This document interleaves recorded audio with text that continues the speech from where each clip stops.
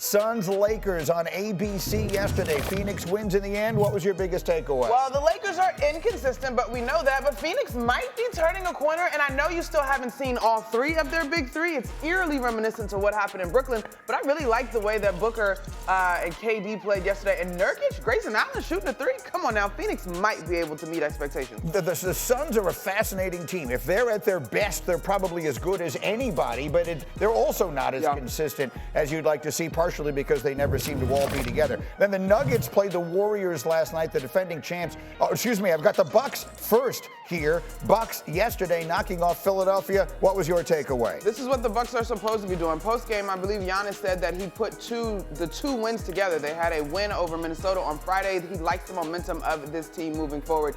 Philly's depleted. The Bucks did what they were supposed to do. I feel bad watching Philadelphia. Yeah. They're just, without Joel Embiid, there's just not a fair fight. Mm-hmm. And we'll see if Milwaukee can put it together. Finally, as promised, Nuggets, the defending champs, knocking off what had been a red-hot Warriors team. What is your sense of where Golden State is right now? I giggle a little bit at the notion of red-hot, Greeny. And I get it.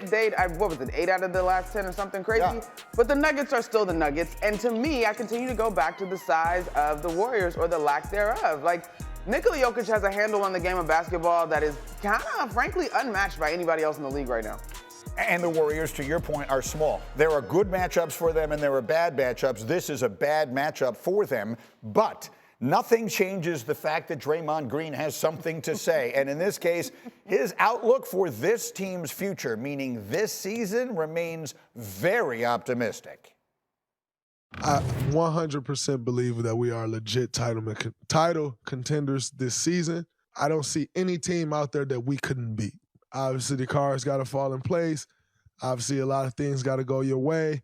Obviously, you need some luck. That's just the nature of winning championships. But I don't see any team in the NBA that we can't beat and compete for a title. And mama, we still got that man.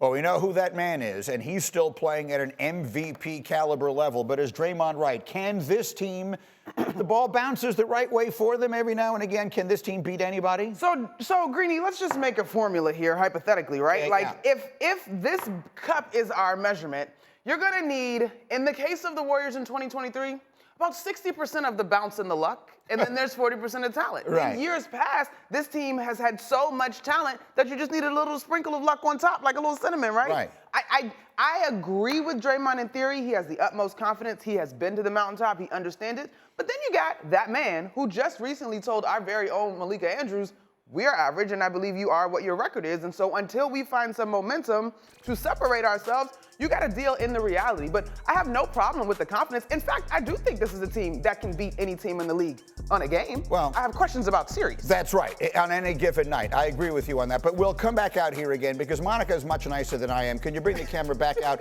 to the table here? Because she's saying that they need this amount of luck. Here, hold on a second. Okay, we need more. No, we're going to need that. We're going to need this amount of luck. There's a lot of luck involved. We're going to staple it. I mean, I don't care. We need. I get it. The formula is I would have put more water there. Yeah, we're going to need hand sanitizer. I mean, come on. The Warriors, they'd be very, very, very fortunate to get out of the play-in. I agree. And here's the thing about the play-in. Last night, 9-10, they're sitting in that 9-10. You got to win 2.